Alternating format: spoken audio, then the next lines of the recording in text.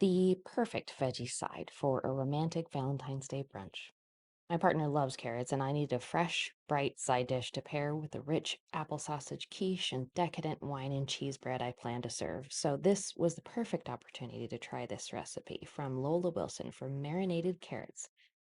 These little zesty veggie bites are so flavorful and fresh with just the right amount of sweetness and plenty of spice. And as a bonus, the leftover sauce makes a delicious salad dressing. It was a super unique recipe with all the ingredients you see so often in a vintage recipe: green bell peppers and onions, oil, and of course, a clever use for canned soup, tomato in this case. A little bit too much sugar, balanced with apple cider vinegar, and simply spiced with salt, dry mustard, and pepper. The instructions are super sparse but simple to figure out. All you have to do is combine everything over low heat and add in whole carrots for as long as it takes for the carrots to get tender without cooking them all the way through. How long that takes depends on how big your carrots are, which is why it's important to find carrots that are all roughly the same thickness.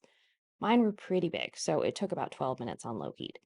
But look for the carrots to start to change color and feel for a slight flexibility and bend.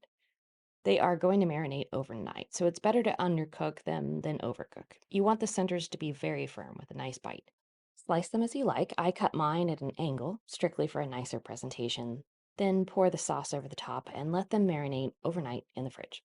The next day, you'll be able to enjoy these surprisingly beautiful, absolutely delicious pickled gems. And as Lola mentioned in the instructions, the strained sauce makes an amazing salad dressing, so don't let it go to waste. They were the perfect side for my Valentine's Day brunch, balancing the rich quiche and earthy wine and cheese bread. As always, it's not my recipe. I was just fortunate to find it in a vintage community cookbook, and I hope it encourages you to cook more old recipes.